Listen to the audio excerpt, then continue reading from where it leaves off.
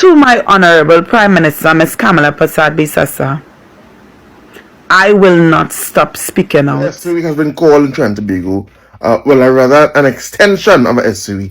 And in effect, a SOE pauses the rights of ordinary citizens. So this is a big thing. The state is telling you, we are pausing your rights. And I want you to understand that this is very serious. But let's put this in some perspective. The Prime Minister, the chief public servant, has not allowed herself to be transparent and accountable. She refuses to attend press conferences. In fact, it has been a whole year since she attended a last press conference.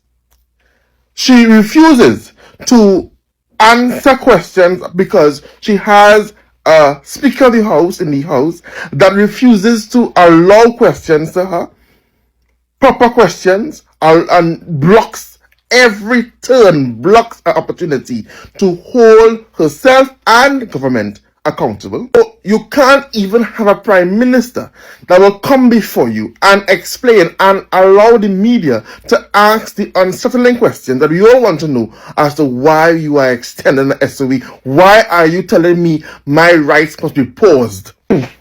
You have ministers, Minister of Defense, Minister of Homeland Security, two people who are brainless in the House. When they even allow questions, they go and they say they can't answer because of national security.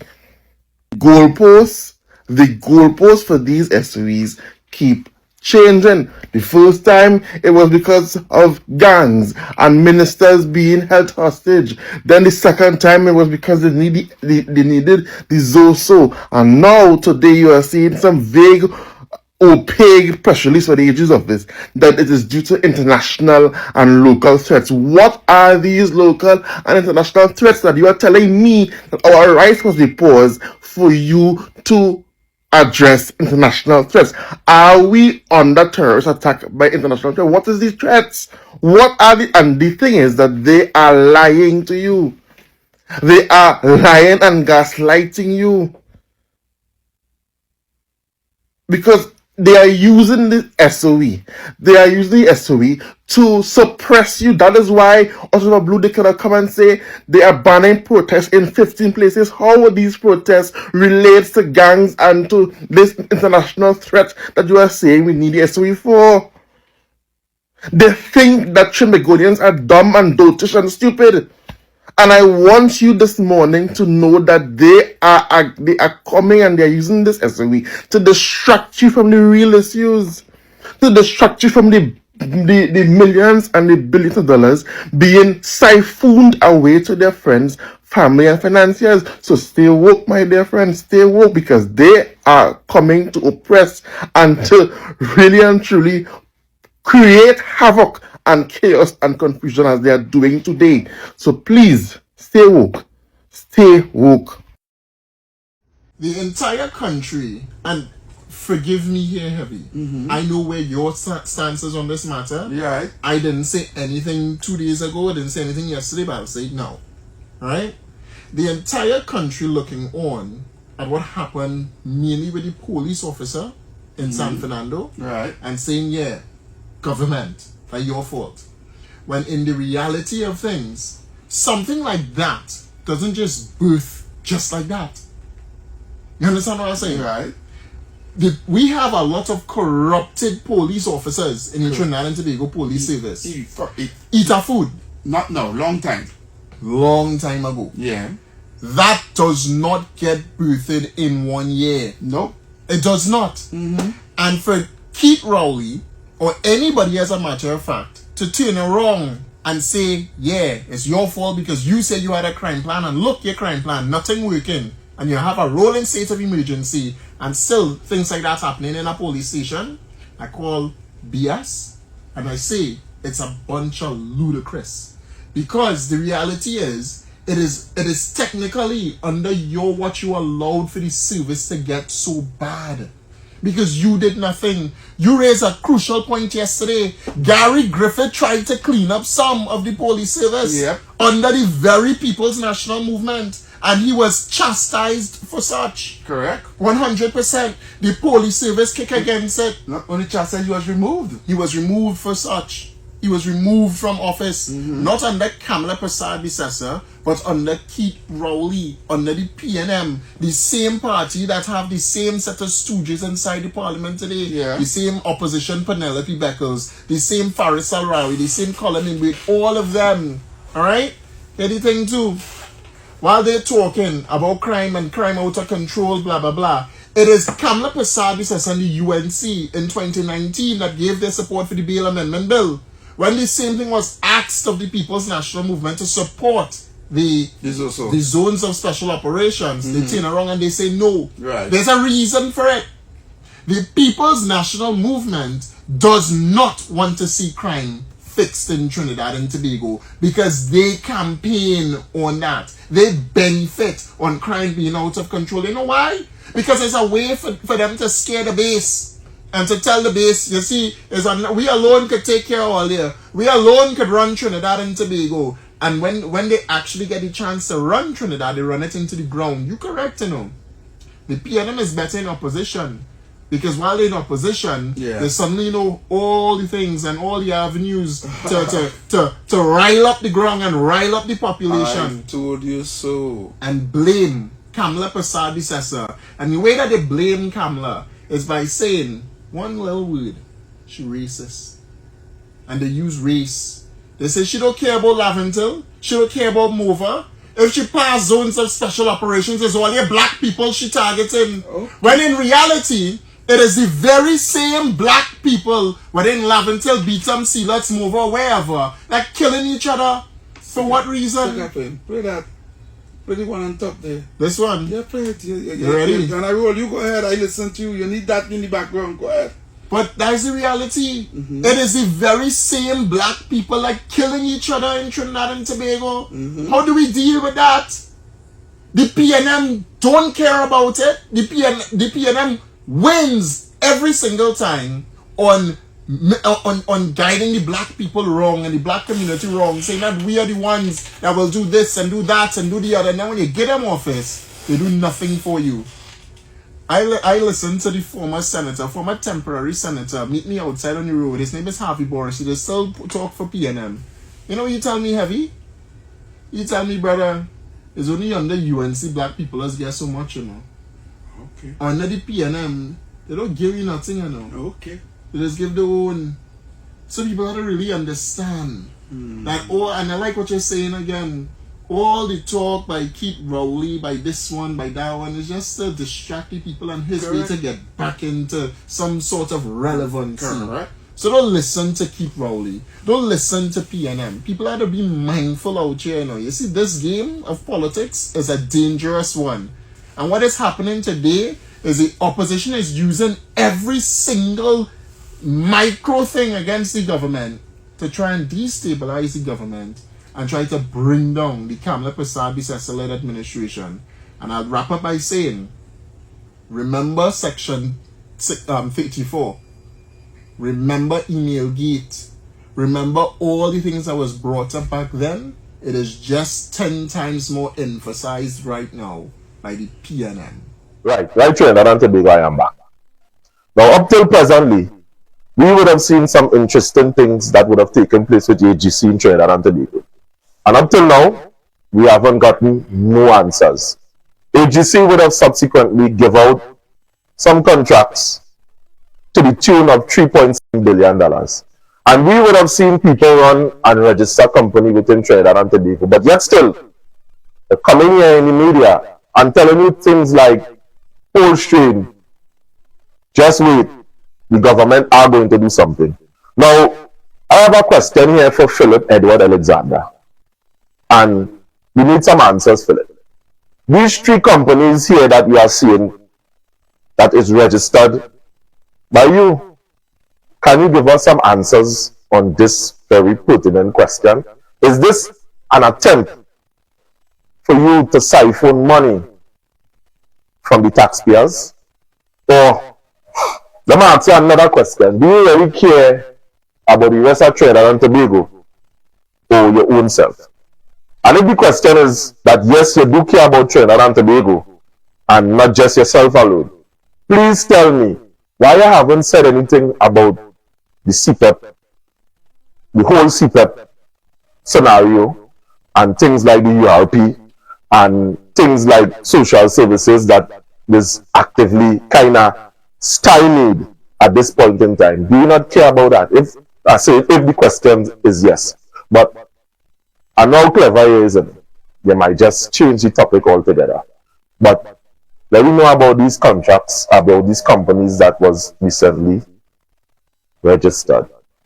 Is it an attempt that you would have known about this $3.7 billion contracts given out, and you just want to be a part of it?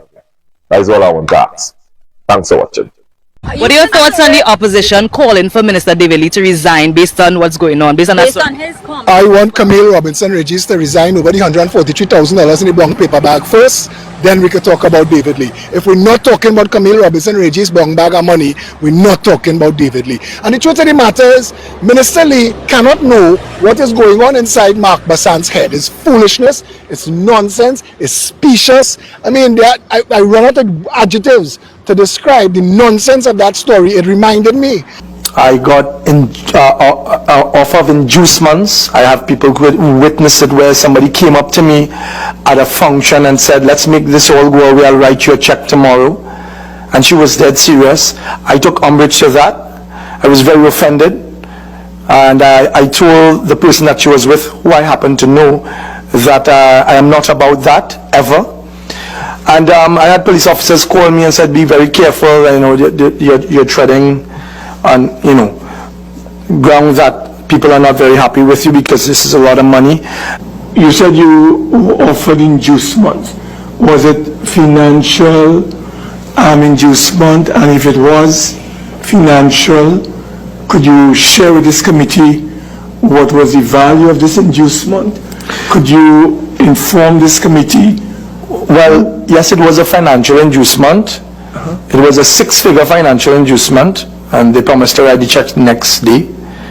And I wouldn't want to see the figure. I was just very taken aback by it, because they said that they were a very close friend of one of the government officials. But what is seriously concerning is how they were disposing of lands and leases at the CDA. Because the reports revealed to me here is that there was a particular property right after the general election, in fact, very, very close to the general election. A decision was made on the 7th of April 2025 for drafting of leases for review. And it said that the committee recommended the approval of the draft deed of lease for DDI Property Limited, as well as both a draft renewal deed of lease for another company. So I want to focus on DDI Limited. On checks from the company's registry, DDI Property belongs to one Michael Allen Andrew Kwamina, attorney at law. I think that was the personal attorney or friend of the former Prime Minister. And in fact, he was granted a lease for a parcel of land measuring approximately 22,000 square feet. And this property is located on Monos Island, also called Turtle Bay. And what is surprising to me is, and there were valuation reports and so on, but he is getting this rent for a term of 30 years at the price of $2,200 per month. At 22,000 square feet property, at $2,200 per month down the islands.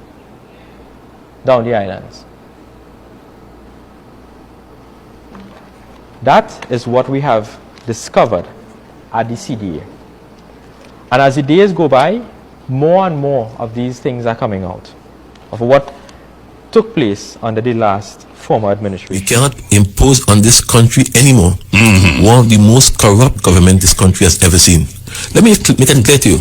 In the past, Rennie, you have governments and there were persons in the government who were corrupt. But never in this country's history have you had a whole government that is totally corrupt. There is not a single minister you can point your finger there and say who's clean. I mean, if you look at WASA, for example, I have some documents in WASA. It will blow your mind. If you look at the kind of payments they make for jobs that are not done monthly, and so on. I mean, it's ridiculous. And Mrs. Prasad Pisesa is aware of all of this. All of this. I mean, housing is the same thing. Trade industry is the same thing. Wherever you turn in this country, corruption has become the norm. I repeat, you had pockets of corruption, but now it is all pervasive.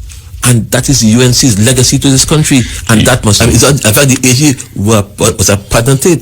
That was wholly and totally Mrs. Prasad Pisesa. And I have sworn an affidavit to the effect, and I've shown where this matter has been of her doing.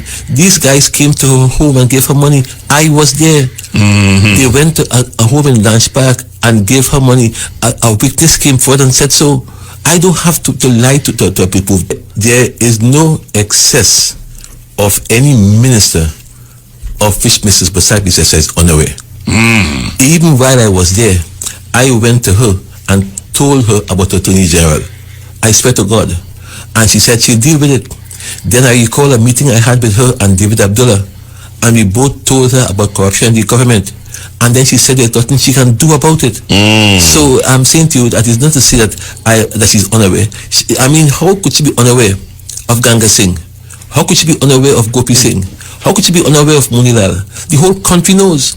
And these are the people who she appointed first to go up for election. It means that she has subscribed to their wrongdoing. That is on record. I didn't say that, Kamala. Jack said that. Do you have the guts to go and say that Jack said that about you? It was back in 2023 when me, my wife, and a few friends, we formed the Project 600 committee, and we had the March Against Crime in Port of Spain. And the idea was that murders were so out of control. They were approaching 600 murders for the first time. And the plan was to get 600 people carrying 600 flags around the Queen's Park Savannah. You look back on it, it was an interesting time. But I remember, you know, because of how these things go in Trinidad, we were protesting against the PNM. We were protesting against the Rowley government. They just happened to be in power at the time. And all the PNM trolls came out, right? There were all these accusations that our movement was political and that we're doing it because of the UNC and tra-la-la-la-la. You know, as much as they try to tell people that, you know, this is citizens protesting for what they believe is right and for things that are going wrong in the country, there's a noise that happens. And I remember we called out the Prime Minister. We called them out pretty hard. We went after Keith Rowley, and there was that pushback, right? And there were those hints and suggestions of veiled threats and what have you. But we did it because we felt it needed to be done. The country was in a difficult state. Things were getting completely out of hand. And we were able to do it. And it was important then for citizens to be able to raise their voices. It's important now, which is why it's disheartening to see the way with which, instead of listening to what is being said, attempts are made to suffocate the conversation as a whole. So, for fear of contempt of court, we can't talk about Kia Sealy, but here's what I can talk about, right? I could talk about in June 2017, a Rio Claro businessman.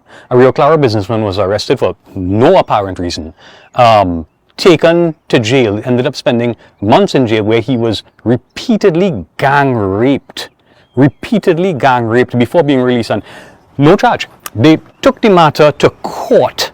Right, they took the matter to court. High Court Judge Margaret Mohammed ruled that he was falsely imprisoned, awarded him $500,000 in compensation. Repeatedly gang raped in jail. But here's the thing, he went to court, he won his case. What happened to the officers who did that to him? As far as we know, absolutely nothing. Okay, so 2018, right, we're not talking about Kia Sealy. 2018, police officers ran into a house and shot 5 people. They said gun was found at the scene, gunshots, there was a exchange of fire.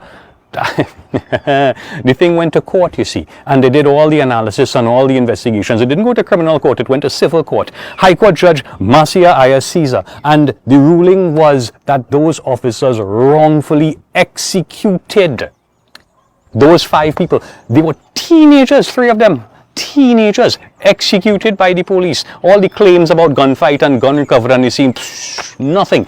$4 million of your taxpayer money were awarded. $4 million awarded.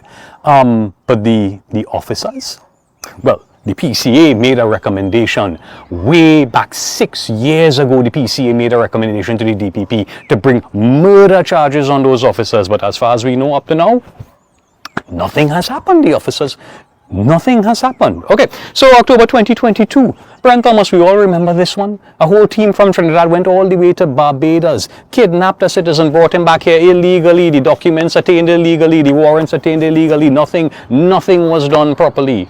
The judge, let me read this, because I have to read what Justice Devendra Rampasad said, that those who were involved on the day have not faced sanctions for their clarity and admittedly unlawful acts as police officers, as far as this court has been informed, and that they have been able to continue their duties without investigation, to my mind is a shameful blot on this country. A shameful blot that the officers were allowed to continue their duties without investigation. A shameful blot. And up to now, that investigation, we don't know. Not, has any action been taken against those officers? No, some of them might have been promoted by now. And there's so many more boat crews where officers, there was a fight and the police officer drew his arm and shoot 2 civilians, and the PCA, again, David West recommended attempted murder charge on the officer.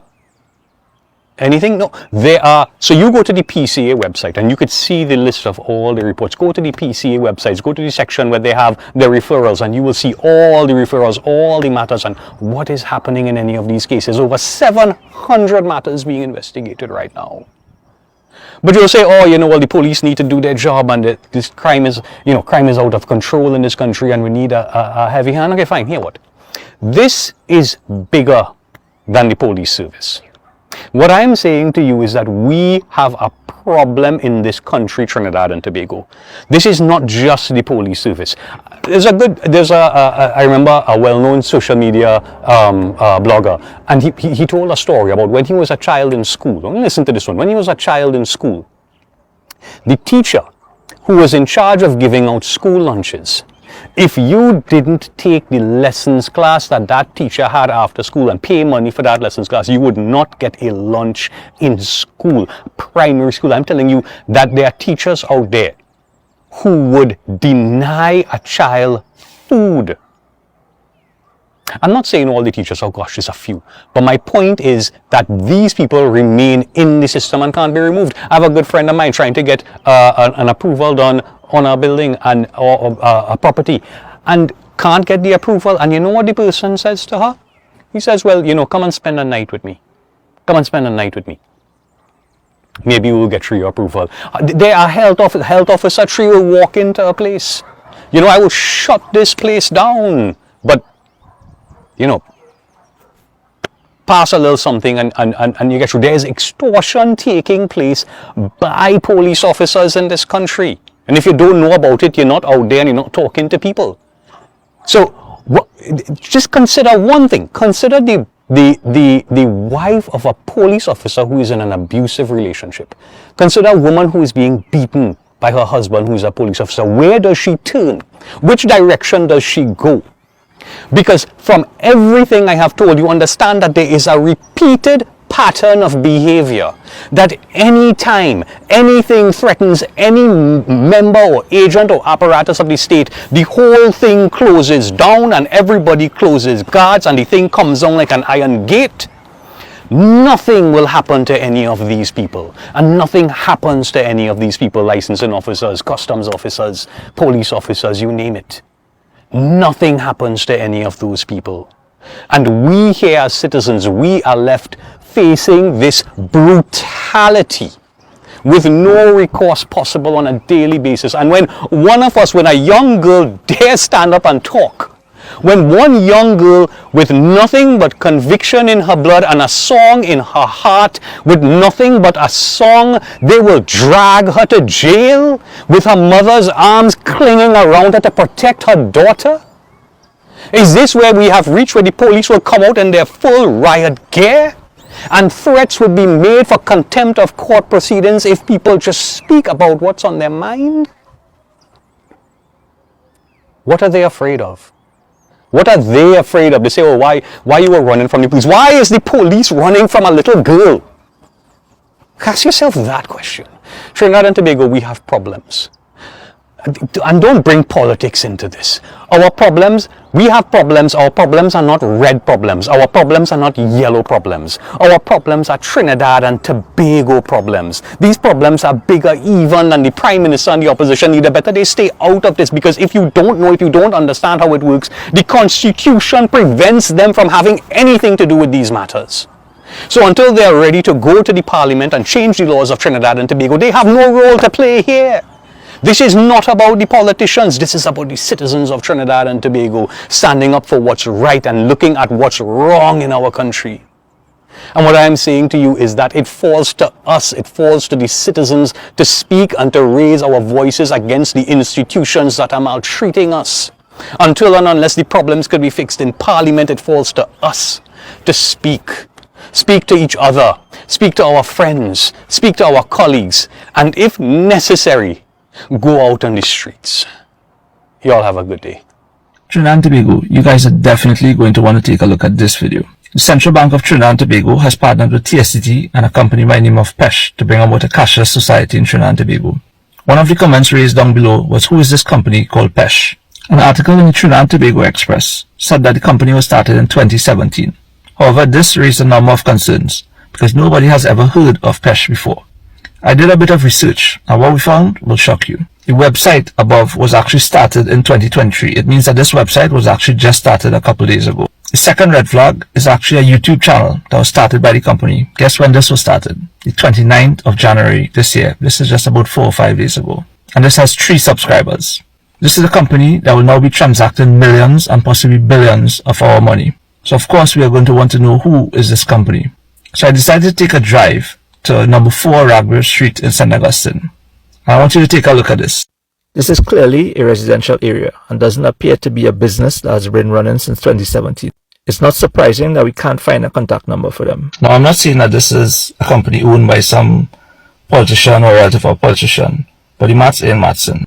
Let's share this video, guys. Let's get some accountability, transparency, and aim for corruption-free Trinidad and Tobago. Let me know what you guys think in the comments. What I'm saying is now, boy, I wake up this morning here and my inbox full with Dr. Keith increase. Right? He gets 40-something% increase on his salary. So wherever it was before is now 80-something thousand a month, plus perks, traveling, security, and all these things that this man have. Right? As our leader. That is what this man do, and doing in front of we face, because you know John Public State. We just watch and talk and we do nothing about these things, right? Now,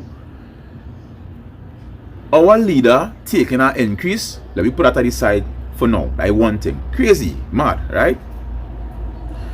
His right hand man, the finance minister, Mr. Colin Burt. This man is overseeing the falling apart of our economy right now. The man straight up looking like he don't know what he doing, trying to blame other people and other mechanisms for the economy's failure. It's not he. No matter what he do or what they say, and this is something that they be doing all the time, no accountability. I don't know if it's a political thing to never say, well, we did wrong here and sorry about that, let us try something else. We just never see this type of approach to politics, especially in our country. So the man blaming the Attorney General, he blame the woman with the investigation, all kind of other things, until I see the man blame us or credit card holders. People spending too much money on a credit card, or the spending on credit cards went up, and that is the reason why we think ain't good.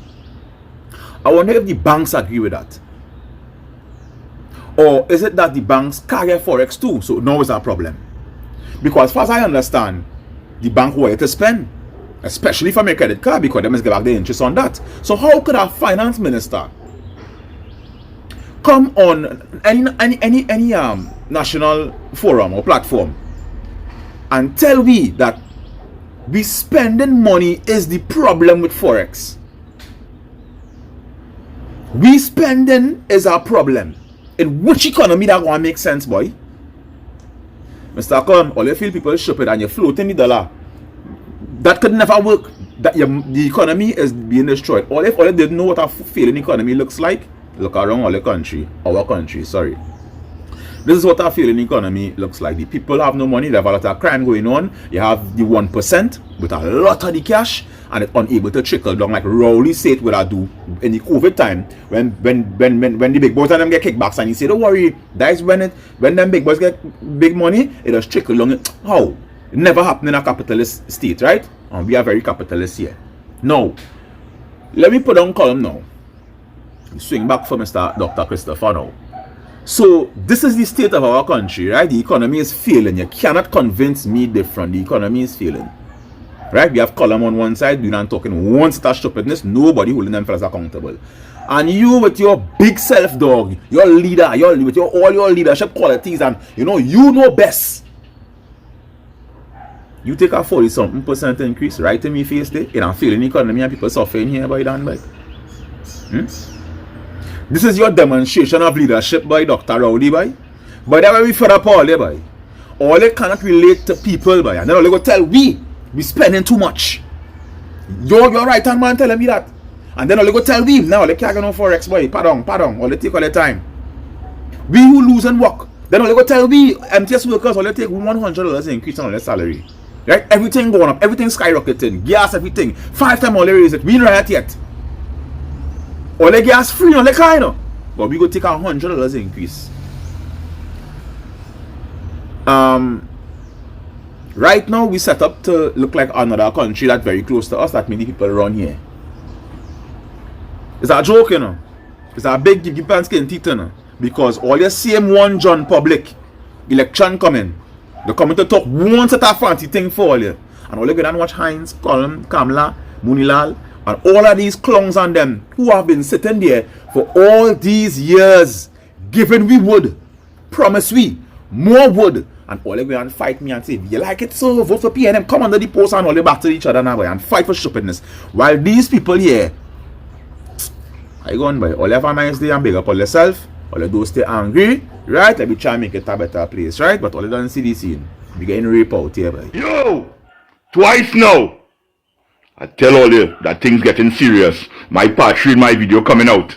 And watch this, what this woman said before part 3 even come out. This bullshit in Trinidad have to fucking stop. Listen to this very well, Trinidad and Tobago, right now. No, I want this video to go viral. So I was driving through Matilda and it had officers, well, licensed officers and police officers. So they pulled me across and they was like, license and insurance. So I was like, okay, cool. Pull out my license, give him and provide the insurance. So I pull out my insurance. You understand?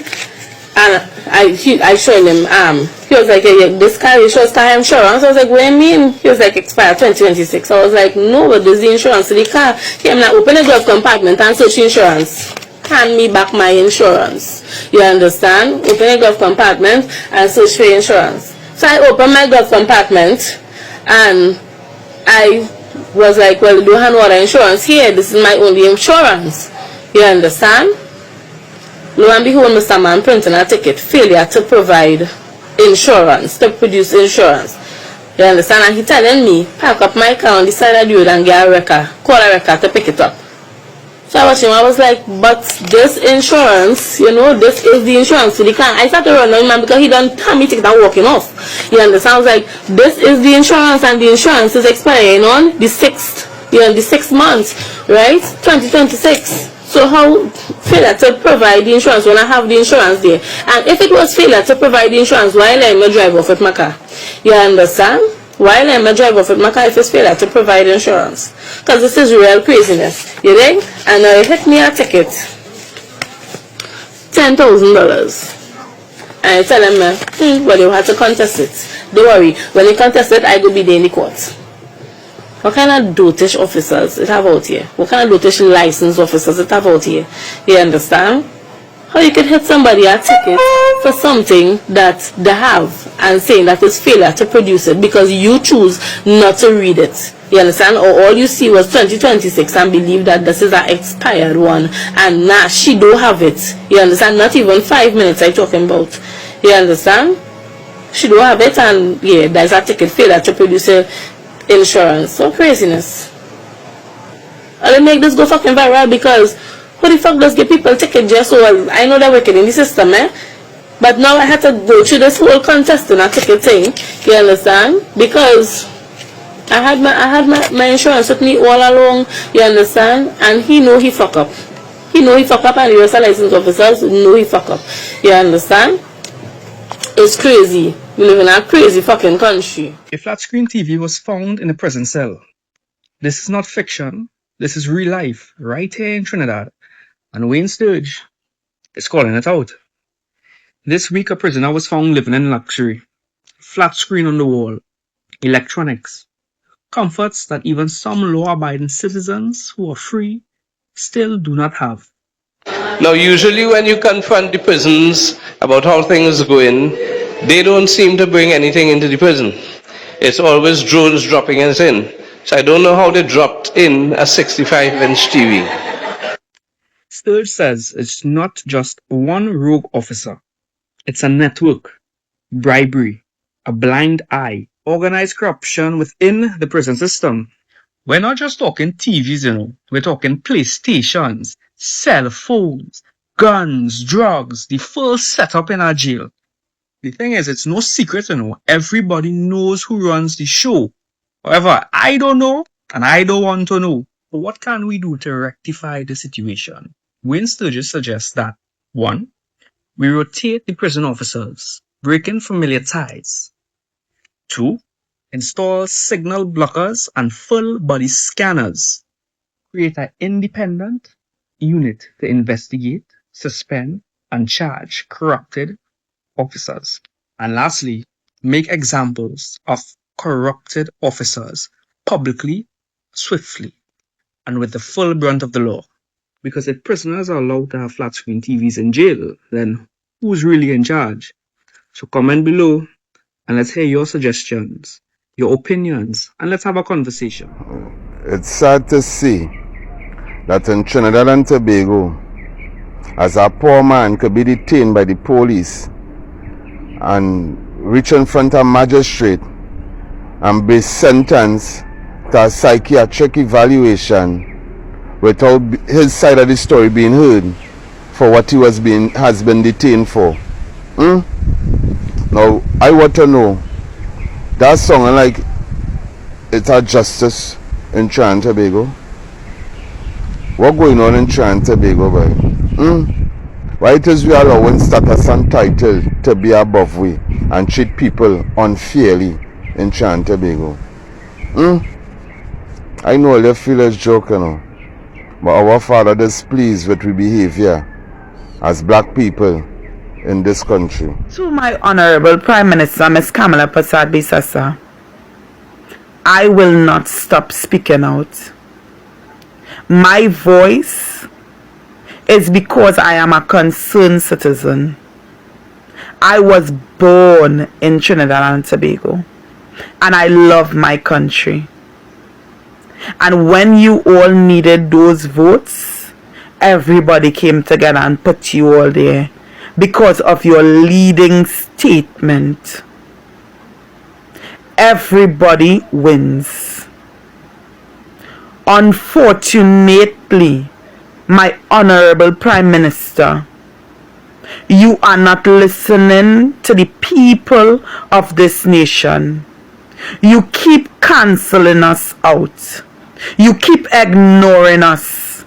But when you needed us, you came out and you spoke up and you gave us so much hope. Yet, when we are coming to you and asking you to help us, you keep silent. My Honorable Prime Minister, you are looking very distasteful right now. And it is sad because we see potential in you.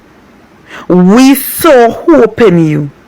And we saw a prime minister that was a person of integrity and a person that stands for truth. Unfortunately, you keep ignoring the people of this nation. And I am asking you, my honorable prime minister, wake up before the people of this country decide to ship you and your entire government out. Reason being, we are not comfortable with what is being done in Trinidad and Tobago. The nation is bleeding and you are silent, my honorable prime minister.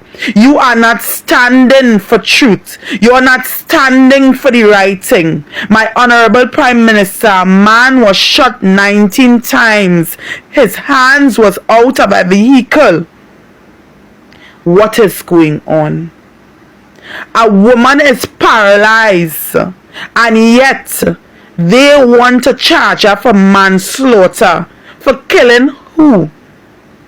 My honorable prime minister. A 8-year-old child got gunned down. Nothing came out of it.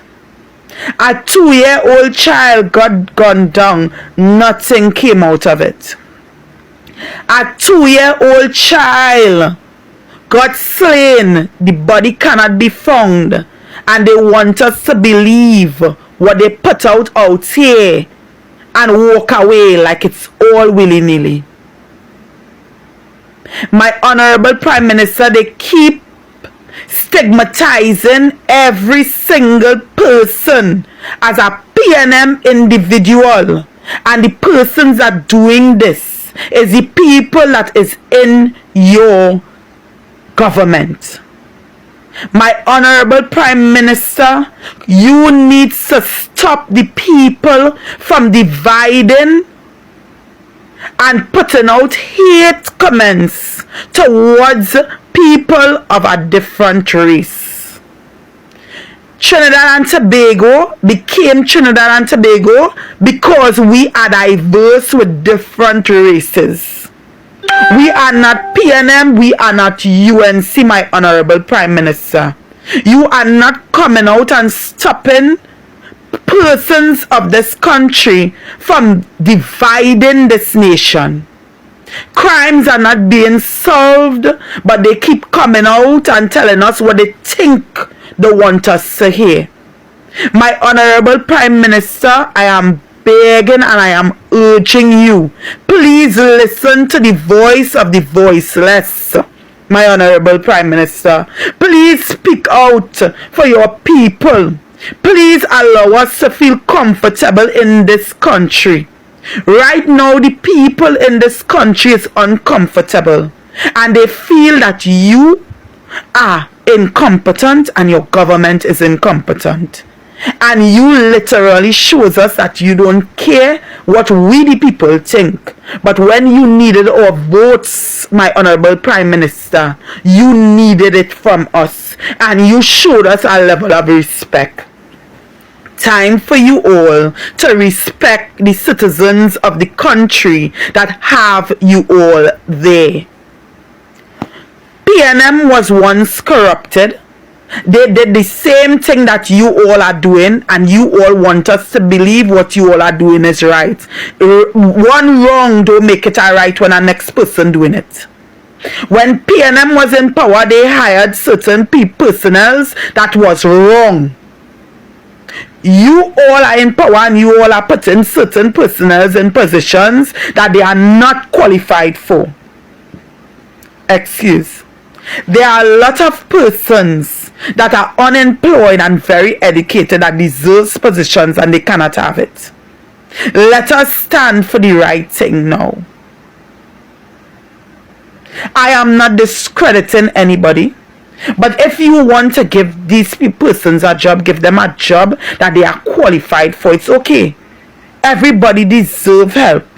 And I believe that these people work for you all during elections and they deserve a job.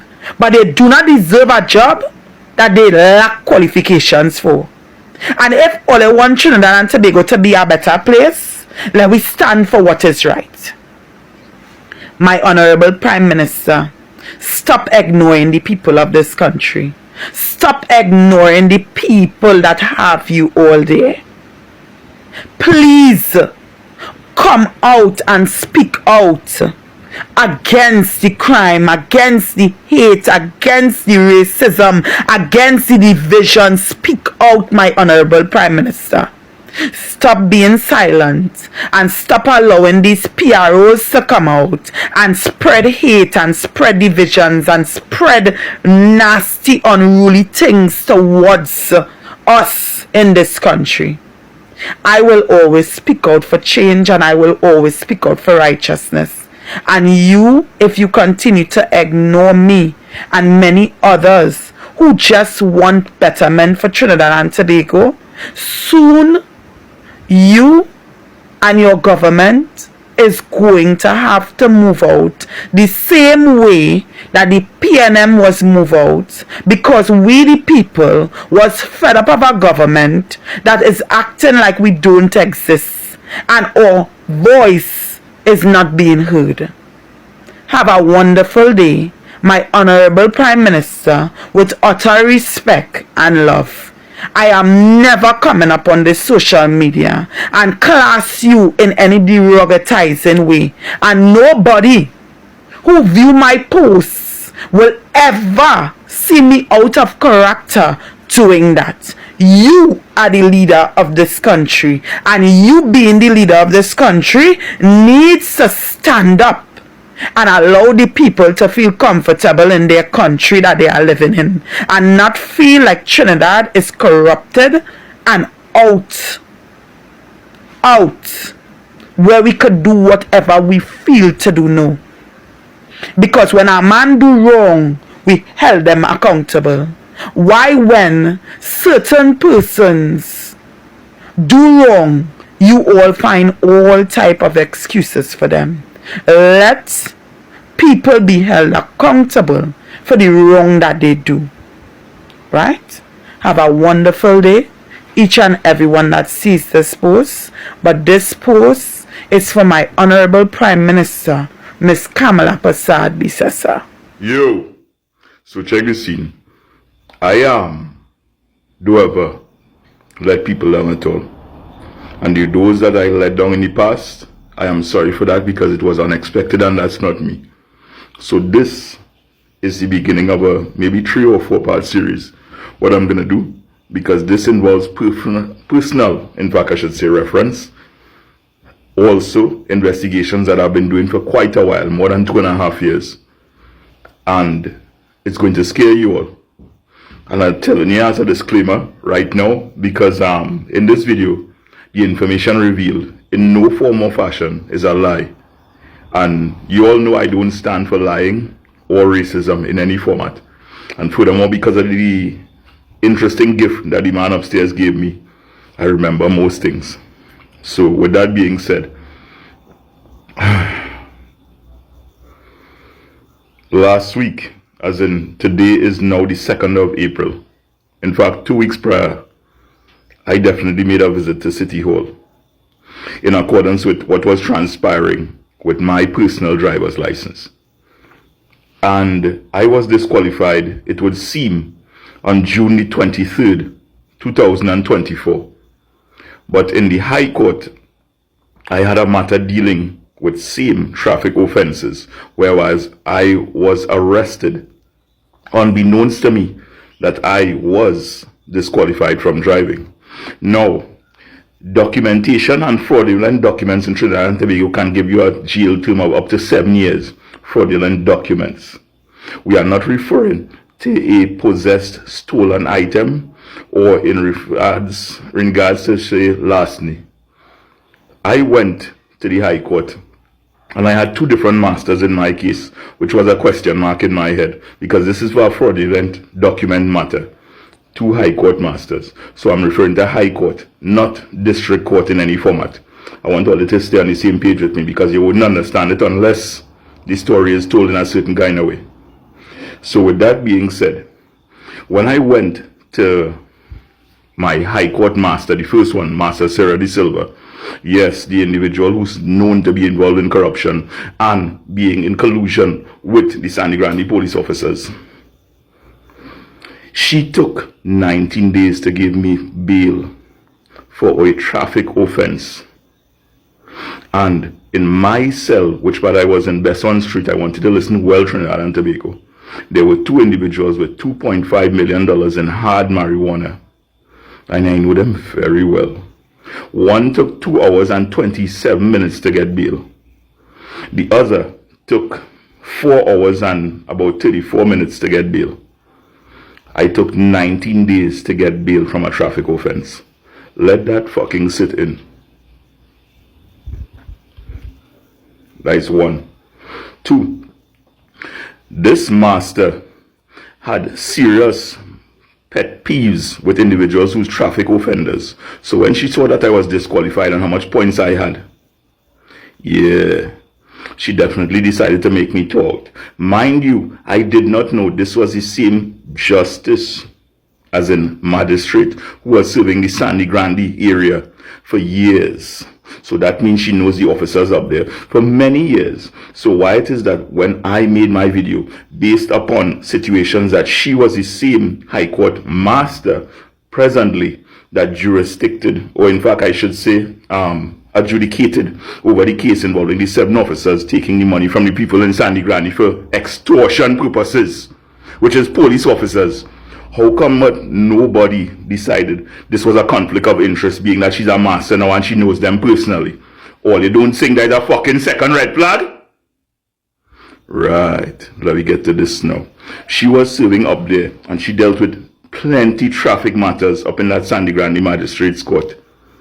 And this is the same woman who went to Tobago. This is the third point now I'm raising. She went to Tobago and slapped up workers and members of staff of a certain hotel guest house. Cussed with the manager because the relationship that she had going on is an abomination. Tell me I'm fucking lying, you know. Tell me I'm lying. Come at me and all with your lawyers, you stinking witch. Right, let me get off that point now. This is the same master that adjudicated my case and took me 19 days to get bail for a traffic offense and a fraudulent document. Let's continue. Within that, she gave me 6 months inside, and I served that term in ECRC. That means 3 months real time. And there's where I meant the interesting, look at my fingers, a very fiery officer named Mr. Lewis, who seemed to have some type of infatuation with me. Yeah, I have to bring up everything in fucking detail so they could know exactly what's going on and why do I act certain types of ways. This is the officer who wanted me to come home with him to do certain things. Tell me that a lie, you know. Tell me that a lie. I have many officers willing to back up that claim. So here the scene. This is the officer who died in hospital now exactly about a month and 2 weeks now. Yes, Mr. Lewis. Yeah, he does walk real funny and he had a funny voice.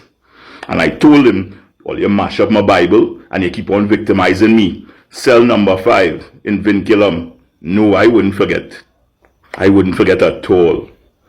Yo, so let's get off now to 4th point with the same master. When this transpired, I had one more sentencing to be done with the same case. Now I was arrested, 1 arrest with 4 different charges because of the fraudulent offense. Meaning that they're saying that I have a fraudulent document, all well and good. Because a fake DP gets you in trouble in Trinidad and Tobago. You know why I'm highlighting this to all you? The last master is Master George Busby, that just happens to be a professor in Arthur Lockjack and well respected by somebody called Romy, aka Deep Voice. So within that, the lawyer that represented me is from the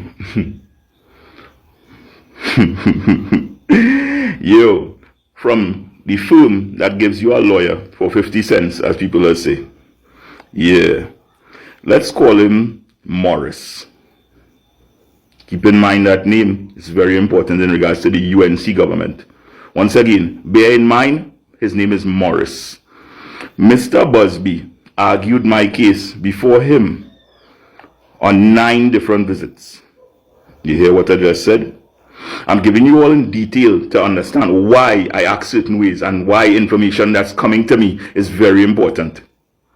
On those 9 occasions, some of them were journals, as in adjournments, and then some of them we fought with information that I brought forward through my lawyer and stuff of that nature. Unbeknownst to me that he was not believing things because he's friends with the previous master.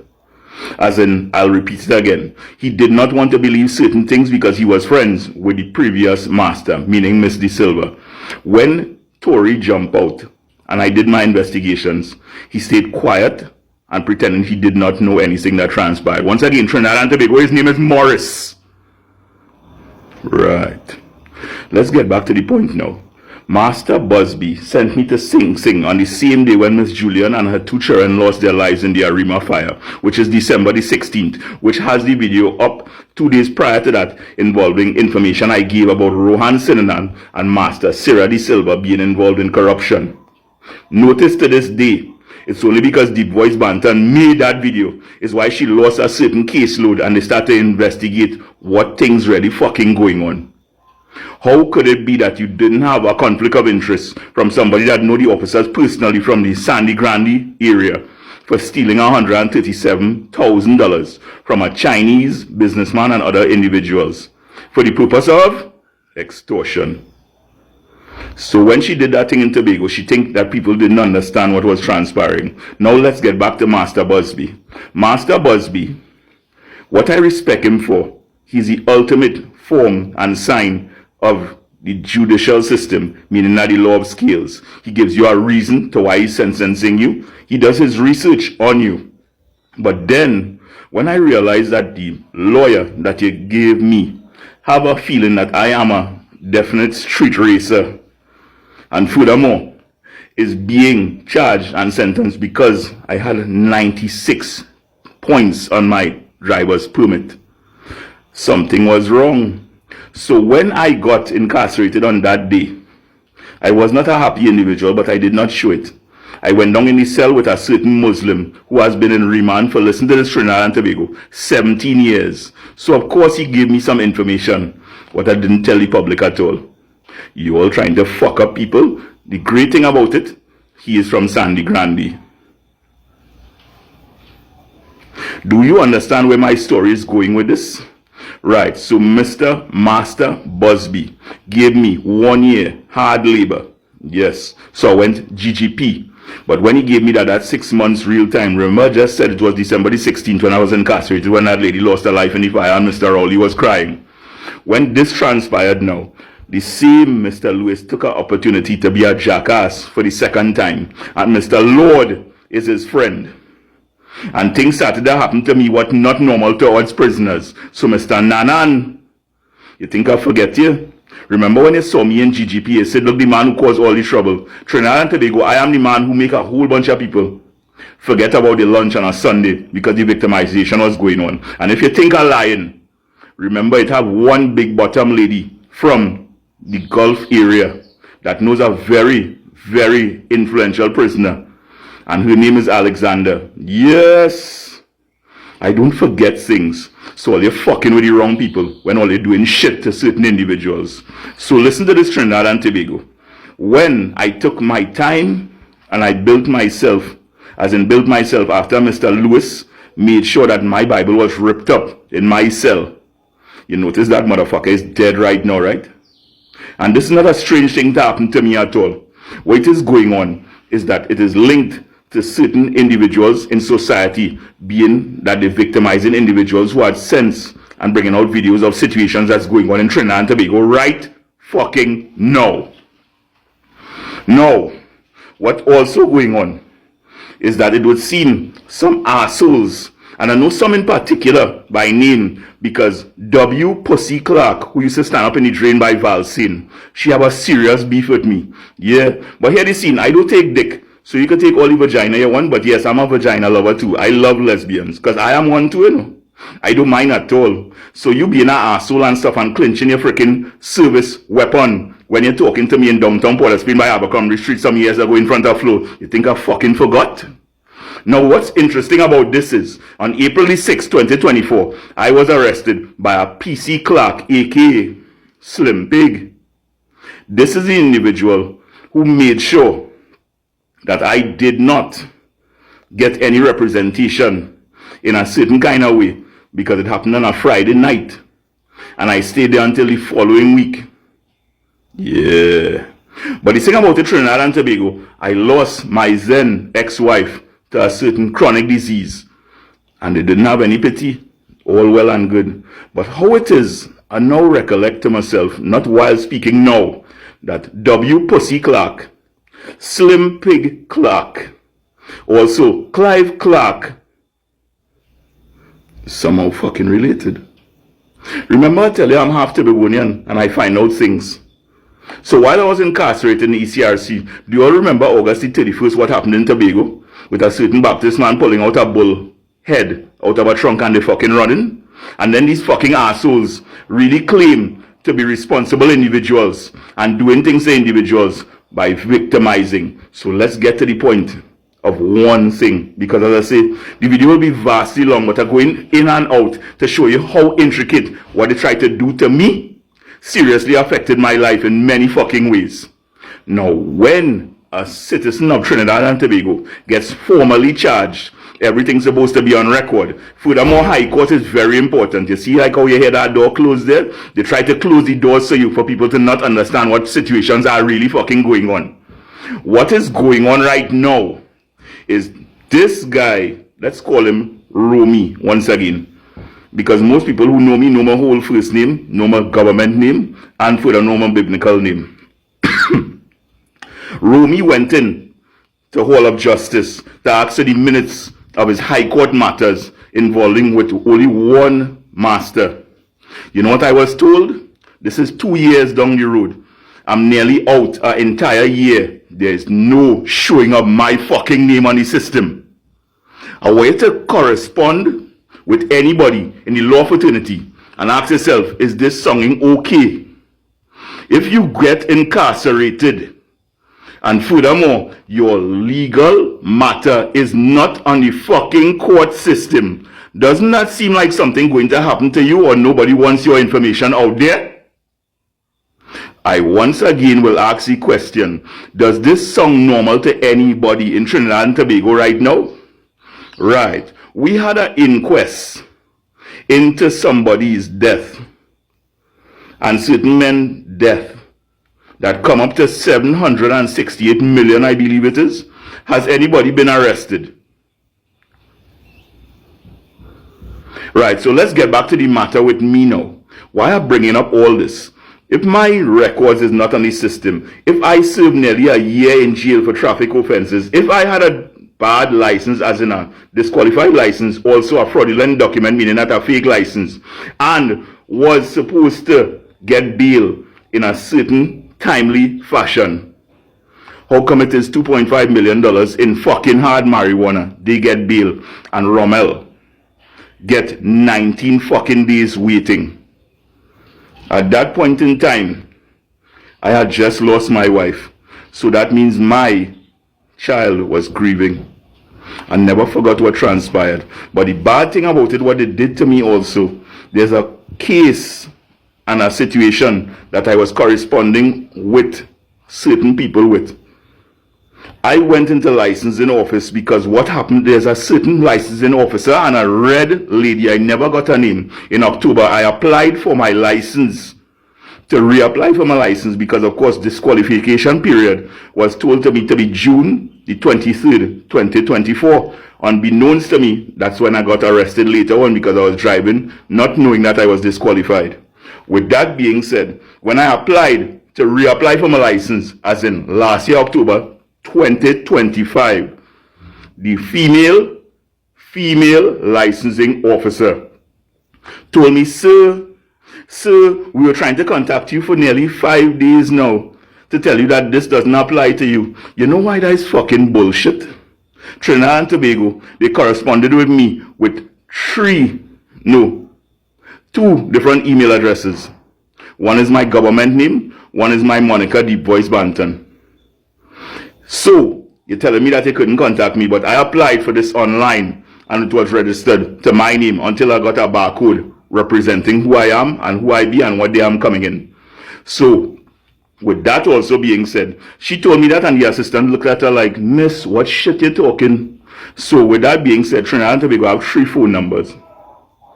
They couldn't contact me yet. So I made my way down to City Hall for nothing.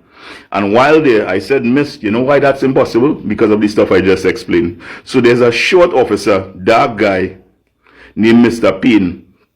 He began laughing. I said, "What are you laughing at, sir?" That's when I said, "Don't worry.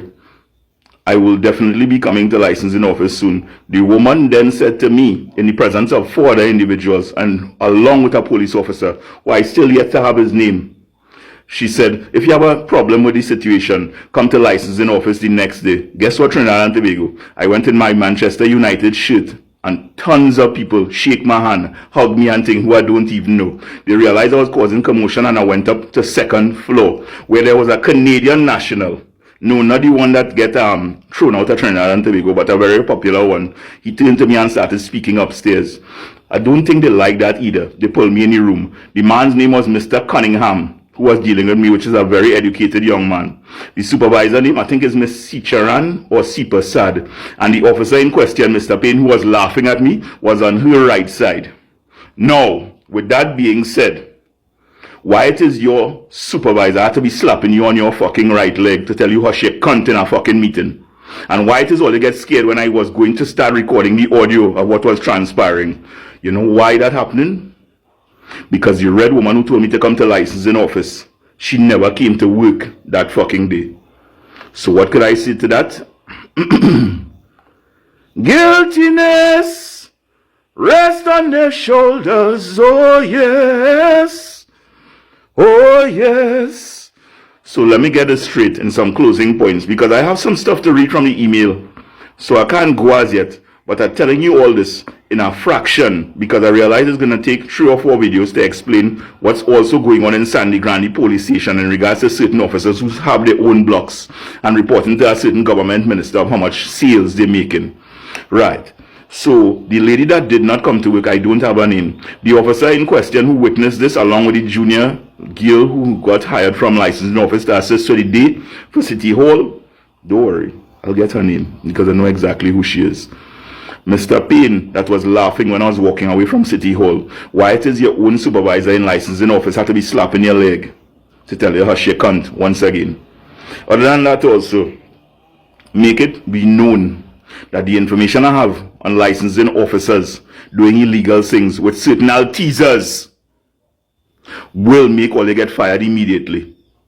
Or better yet, investigated. And if all they think are lying or bluffing, once again, I'm not on that shit.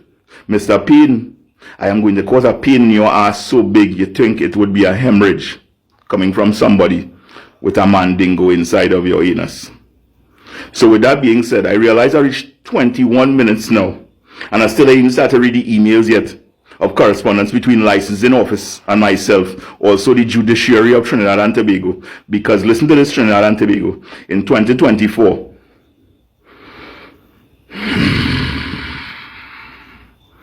I had 23 visits to High Court.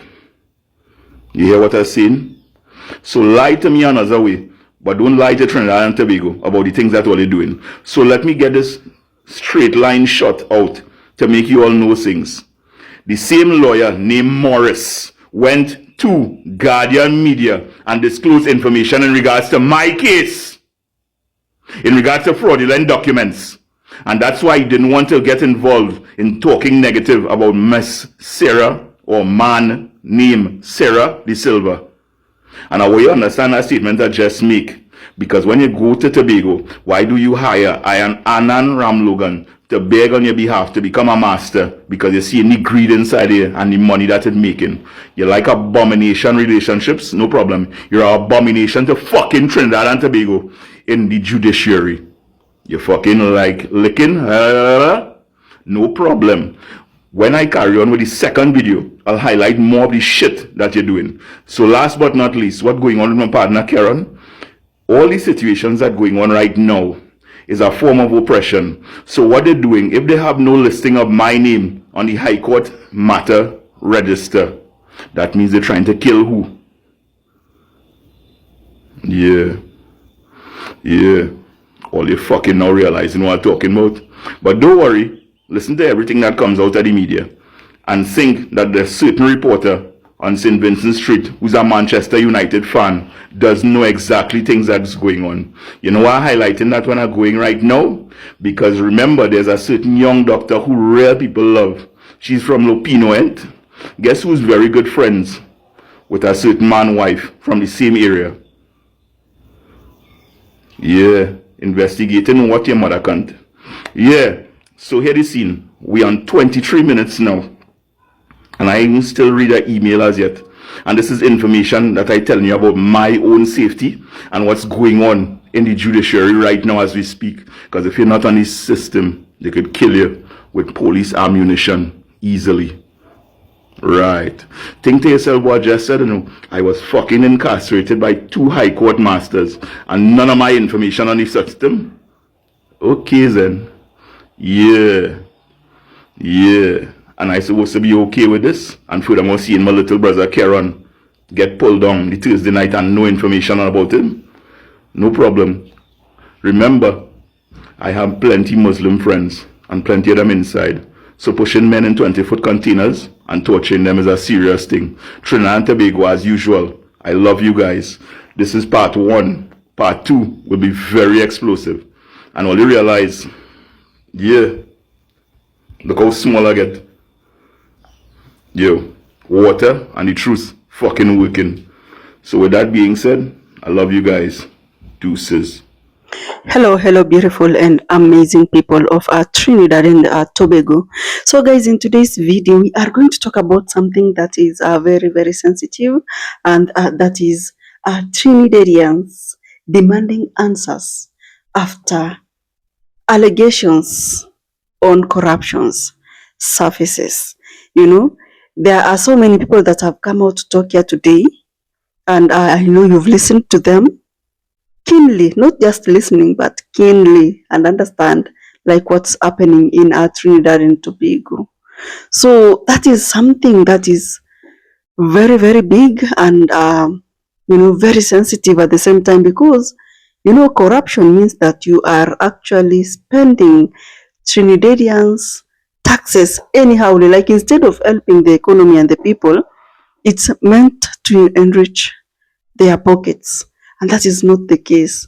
And this conversation is getting louder each and every day, by the way. So Trinis are asking very sensitive questions, very serious questions. And those are questions, number 1, about trust, questions about transparency, questions about accountability. Oh my God. I mean, every day that we just do a discussion or a commentary in regard to leadership and governance, there are 3 words that don't really miss in our videos. Trust. Okay, not just trust, but public trust, accountability, transparency. So those are some of the questions that are being asked so much, whether the leaders are truly accountable to the people that they serve in Trinidad and Tobago. And guys, there are allegations of corruptions that have always been surfacing into the internet, and the Trinis get to watch them and they wonder. And at the end of the day, they'll have to demand for answers. You know, they just don't want rumors. They don't want political drama. They don't want anything that is, you know, being rhetoric. They want clear explanations from the people, from the leadership. No, not from the people, but from the leadership.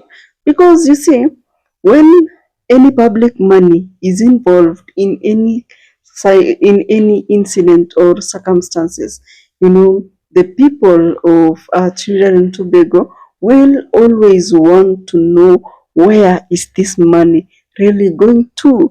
And that is why in each and every government in the world, there has to be an office in the government that is meant to audit public institutions, public funds, you know. office of the Auditor General. It must always be there in any government in any country in the world. So today we will be talking about this particular issue that has happened in Trinidad and Tobago. The people of Trinidad and Tobago want to know what is it that is happening, because people feel frustrated, and because they are feeling the impact of the cost of goods, cost of food, fuel, rent, everything is going up, yet the wages are not going up in any way, and that is where the problem is. So across the entire island of Trinidad and Tobago, reactions are growing, frustrations are growing, and people are angry, people are disappointed, people are tired, by the way, and many of them, they are extremely tired of promises, promises, promises, and this politics that happens anyhowly. These particular people, they are tired of feeling like they are being left out, and yet only few are benefiting from whatever is happening in the government. They are tired of carrying the burden, because remember, every time money is misused, public money is misused, it's the ordinary people that carry the burden, because these taxes goes into the goods that they buy at the shops, because prices of goods will be increased, and therefore they are the ones who are going to feel it the most. They are going to take the burden. So many people in Trinidad and Tobago, they're talking about this allegation by itself, trying to understand it. And I can tell you the biggest issue here is about public trust, the trust that is there between the people and the government is very little. The trust is already damaged. And I can tell you that in order to rebuild that trust, it's going to take so many years, unless we get a leader that comes in, and the leader becomes transparent, accountable, and keeps promises. You see this, it happens. At this point in time, facts are very important. Accountability is very important, because we are in a very different generation. With the Gen Zs, it's very different, because now we have information anywhere, and it can be available very, very quickly. Unlike in the past, with the millennials, there were no smartphones, there was no mode of easy communication. Even the internet itself wasn't there by then. But I can tell you, in the next 5 years, internet will be a basic need in each and every home. So this topic is very, very sensitive in regard to not only to Trinidad and Tobago, but the entire world. It's very sensitive point, because the people of Trinidad and Tobago, they feel these particular struggles of the life that they go through each and every day. When we talk about the struggles of life, it's the cost of living, and also the crimes that happen there. When there is crime in a country, that means that many people are jobless, and an idle mind is a devil's workshop, and that is why we normally have that. People don't have job, they resort to that, and that shouldn't be in the case. If you look at roads, they are not good. If you look at so many things, the resources, they are not just there. And if resources are limited, why is it that people are coming out with discussions about how this particular money that has been budgeted, how is it being handled? Because when people are frustrated, I can tell you that they will demand for answers, because they are feeling the pinch in the ground. So they actually want to believe that their leaders are protecting their national interest, and how are they going to believe that and achieve that? They don't, the kind of leaders who are going for personal interests only. So the government in this point should be accountable, because that way is going to bring back the trust. You know, most of the times in the world, not only in Trinidad and Tobago, a government is normally not only judged by what it says, but by what it does. And in every governance and leadership, transparency is very, very important. Open explanation, very, very important. Accountability, very, very important. Independent investigation, very, very important, guys, because you see, accountability is not about attacking one side of leadership. It's about protecting the country. I hope you understand that. Accountability is all about protecting the entire island of Trinidad and Tobago. So if you face criticism, pressures here and there, you know, that normally comes with serving the public community, and the response about these allegations can actually shape public confidence, because you know, the more you leave it like that, it's going to create more questions. But again, if answers are provided in a clear manner, then it is going to restore trust among the good people of Trinidad and Tobago. So there is one thing that many people in Trinidad and Tobago dislike so much, and it's very important to understand this, because we don't want this particular issue and topic to become like a political argument only. No.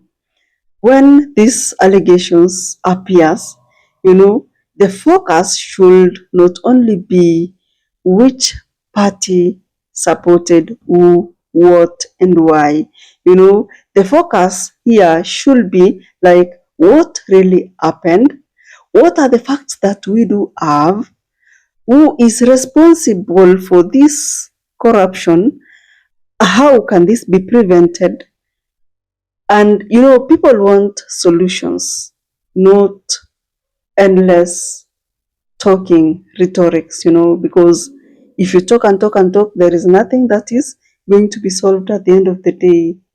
There are investigators in each and every institutions. So when allegations come up, the first step that should be done is to find the truth, not to discuss here and there, not to bring out assumptions, not to judge and jump into conclusions. I mean, proper investigations does matters. Evidence does matter.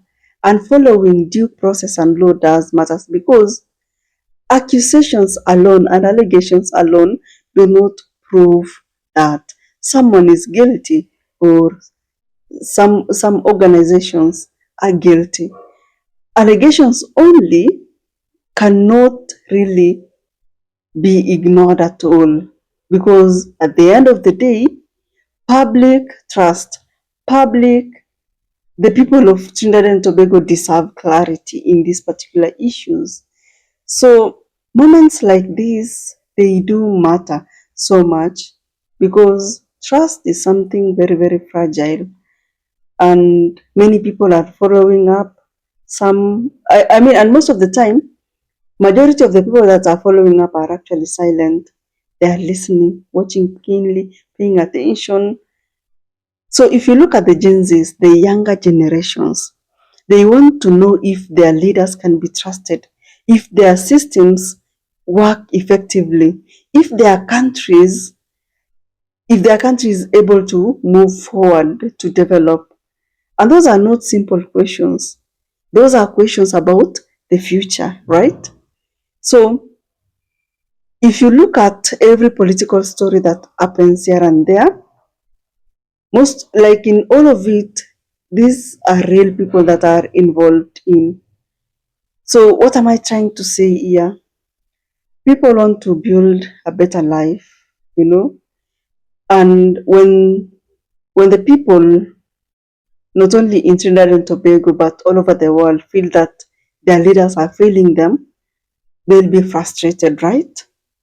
And because leadership is not just about holding the office, it's actually about responsibility, about serving the people. That is why you are elected, so that you can represent these people, because not everybody can be elected there or appointed so that to represent themselves. No, we only have one person to represent a community, a constituency, a ward, a country.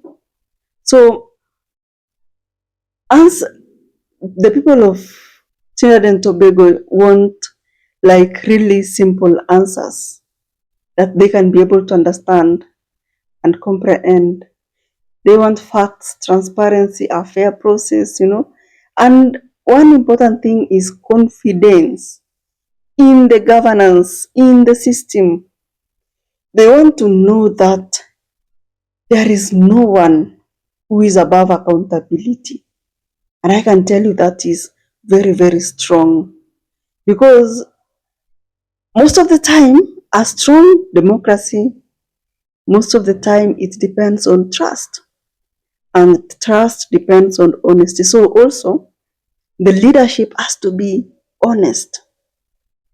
So, my good people, with these allegations that we just watched in these clips, will it really lead to real answers? Will the people of Trinidad and Tobago get the transparency they are asking for? Or will it just become another political transparency that fades away after some time? So if you see clearly, the people of Trinidad and Tobago are following up. They really want to know, and they are demanding for clear answers. That's the only thing that they're demanding for. Thank you so much if you watched the clip up to this point. I appreciate your presence. I don't take it for granted, my good people. So I'll see you in the next video. Comment down below. What do you think about this issue? Do you think that the people of Trinidad and Tobago are right to demand the answers to these allegations? I'll see you every day, guys. Thank you so much for your support. I love you to the moon and back. Ciao.